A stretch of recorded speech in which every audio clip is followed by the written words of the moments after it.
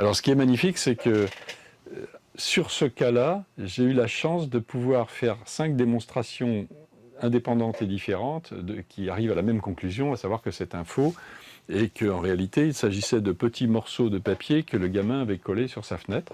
Là, par exemple, vous voyez, le niveau de noir empêche complètement que ces objets soient aussi loin que le disait le gamin, c'est-à-dire aussi loin que ces arbres. Parmi les photos étudiées, celle-ci prise le 4 avril 1990, vers 22 h en Belgique. 2 témoins ont vu ces feux dans le ciel parfaitement immobiles. La scène a duré 5 minutes.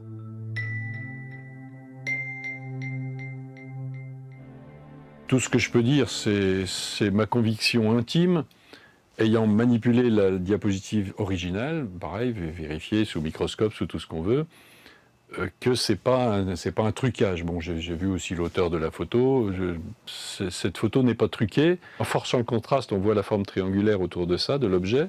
Mais ce qui est sûr, c'est qu'on a un objet. Alors maintenant, chacun raconte sa version de l'interprétation. Est-ce que ce sont des avions silencieux, furtifs, américains? Je ne crois pas du tout que ce soit le cas, en l'occurrence. Ouais. Mais parce que ça ressemble vraiment pas à ça. C'était stationnaire au-dessus d'une maison à cet endroit. Enfin, ça me paraît très, très étonnant que les avions furtifs qu'on a vus après, qui n'étaient pas stationnaires, hein, qui volaient, puissent s'arrêter comme ça.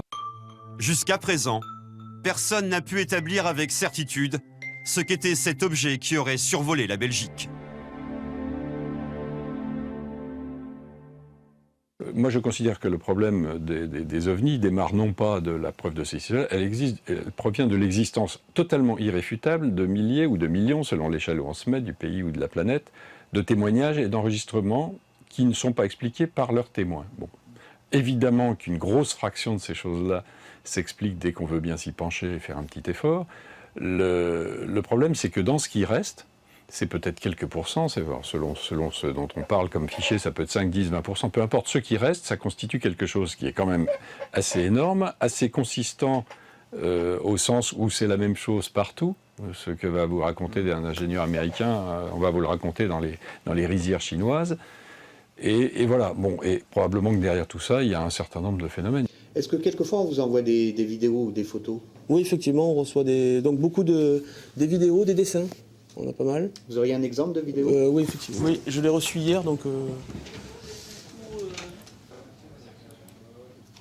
Voilà, donc cette personne qui avait sa caméra a pris des images, et ensuite est allée déposer à la gendarmerie. C'était quelqu'un de sensé, c'était pas quelqu'un... Oui, effectivement, oui. Le commandant Baruet ne veut pas nous en dire plus.